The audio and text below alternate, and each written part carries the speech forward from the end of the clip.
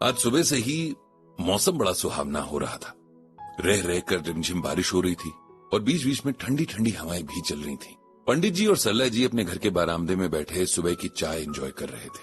कभी कभी हवा के साथ कोई हल्की सी फुहार उनके चेहरे को छू जाती और मन को एक नई ताजगी से भर जाती।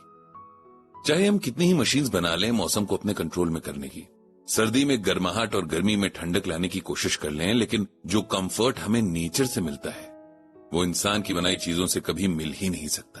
जो ठंडक हमें बारिश की फुहारों से मिलती है वो एसी कभी दे ही नहीं सकता, और जो गर्माहट सूर्य की रोशनी से मिलती है वो कभी भी कोई हीटर दे ही नहीं सकता है। बस यही सब बातें करते हुए पंडित जी और सरला जी ने अपनी चाय खत्म की। अब टाइम था आज की पोस्ट लिखने का। कल रात से ही पंडित जी एक टॉपिक के बारे में सोच रहे थे। ये ख्याल उन्हें जैसे ही आया उन्होंने तुरंत अपनी श्रीमद् भगवद गीता खोली और उसमें देखने लगे कि भगवान श्री कृष्ण ने इस बारे में क्या कहा है। ये टॉपिक था क्षमा यानी फॉरगिवनेस का। एक ऐसा गुण जो हर इंसान में अगर आ जाए तो फिर बाकी सब गुण भी अपने आप खिंचे चले आते हैं। इंसान जब दूसरों को माफ करना सीख जाता है तब खुद को भी माफ करना सीख लेता है, क्योंकि खुद को माफ करना भी उतना ही जरूरी है जितना दूसरों को माफ करना है। इस टॉपिक का ख्याल पंडित जी को एक घटना याद आने से आया। घटना उनके बचपन की थी।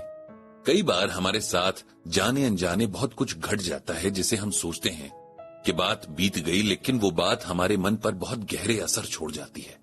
सारी लाइफ हम उसके इफेक्ट में रहते हैं और इसी तरह हमारी पर्सनालिटी बनती है। घटना कुछ इस तरह से थी। तब जब पंडित जी बृजभूषण हुआ करते थे। इस घटना के वक्त उनकी उम्र लगभग 17 या 18 साल रही होगी।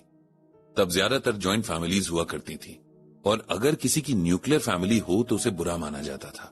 जैसा कि सोसाइटी का रूल है, इसके पीछे भी इस फैमिली की महिला को रिस्पॉन्सिबल ठहरा दिया जाता था। खैर, तो पंडित जी की फैमिली भी एक जॉइंट फैमिली थी जिसमें कमाने वाले हाथ कम थे और खाने वाले मुंह ज्यादा थे। ऐसे में राशन की दुकान बहुत काम आती थी, क्योंकि वहां हर खाने वाले के हिसाब से सस्ता राशन मिल जाता था और जिनकी बड़ी फैमिलीज होती थी उनका महीना आसानी से कट जाता था। उन दिनों राशन की दुकान होना बड़ा रुतबा हुआ करता था। रूल के हिसाब से तो महीने की एक फिक्स डेट को राशन मिलना चाहिए था, लेकिन ये फिक्स डेट कभी भी फिक्स नहीं होती थी। मंथ स्टार्टिंग से ही लोग फैमिली के एक मेंबर को रोज दुकान तक ये पूछने भेज दिया करते थे कि उस मंथ का राशन आया या नहीं। ज्यादातर लोग इस काम के लिए घर के सबसे शरारती बच्चे की ड्यूटी लगा देते थे ताकि उसके हिस्से कोई रिस्पॉन्सिबिलिटी डालकर उसे भी जिम्मेदार बनाया जा सके। पंडित जी के घर में ये रिस्पॉन्सिबिलिटी उनके कजिन सत्यनारायण की थी। महीने के 15 दिन सत्यनारायण स्कूल से घर लौटते ही सीधे राशन की दुकान तक जाता और फिर वहां से पता करके वापस आ जाता। इस पैदल आने जाने में उसे शाम हो जाती और मोहल्ले में हुड़दंग मचाने का टाइम निकल जाता। एक दिन सत्यनारायण की तबीयत कुछ खराब थी तो बृजभूषण जी को राशन की दुकान तक जाने की रिस्पॉन्सिबिलिटी मिली।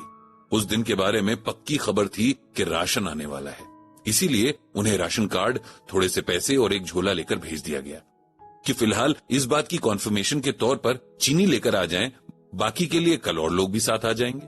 अब बृजभूषण जी भी तो उस वक्त इतने समझदार नहीं थे कि जिस काम के लिए भेजे गए हैं सीधे उसी के लिए जाएं। वो निकले और अपने फ्रेंड्स के साथ फुटबॉल खेलने लगे। खेलते हुए भूल गए कि उन्हें राशन लेने जाना है। जब तक उन्हें इस बात का ध्यान आया तब तक शाम हो चुकी थी। जब वे भागे भागे दुकान तक पहुंचे तो दुकानदार, जो कि बहुत बुजुर्ग थे, दुकान बंद करने की तैयारी में थे। बृजभूषण जी ने उनसे कहा कि वे चीनी लेने आए हैं, जिस पर दुकानदार ने कहा कि सरकारी दुकान है, शाम 5 बजे बंद करने का ऑर्डर होता है, इसीलिए अब कुछ नहीं मिलेगा, कल आना।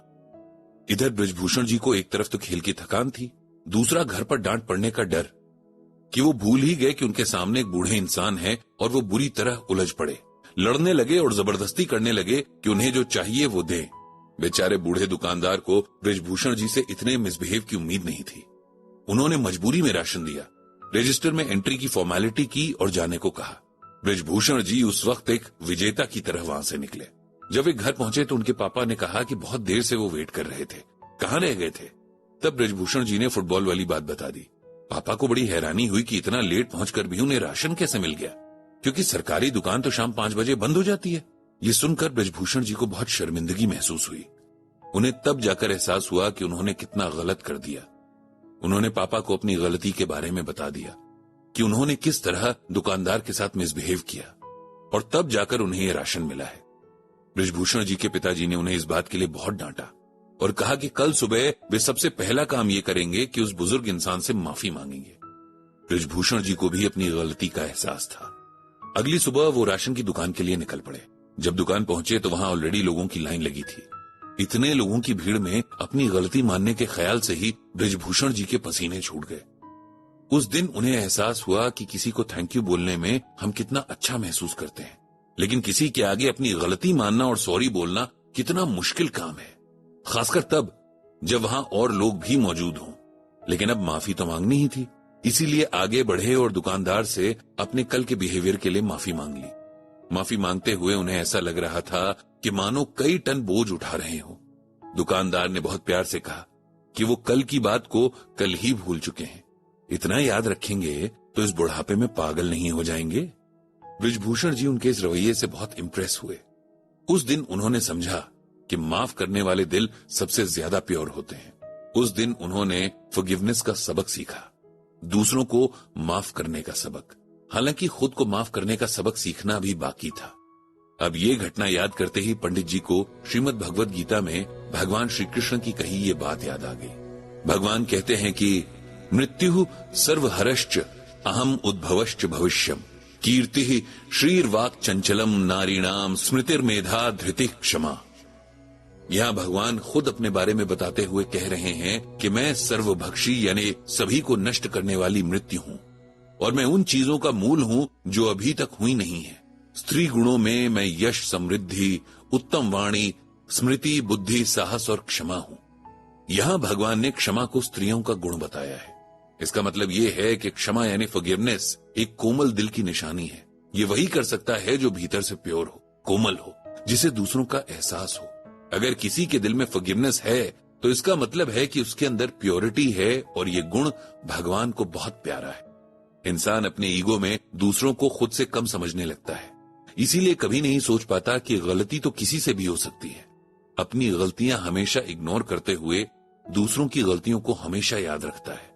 अगर हम में से हर कोई दूसरों को माफ करना सीख जाए तो ये दुनिया बहुत सुंदर हो जाएगी। इतना सोचकर पंडित जी ने भगवान श्री कृष्ण से सबको सद्बुद्धि देने की प्रार्थना की।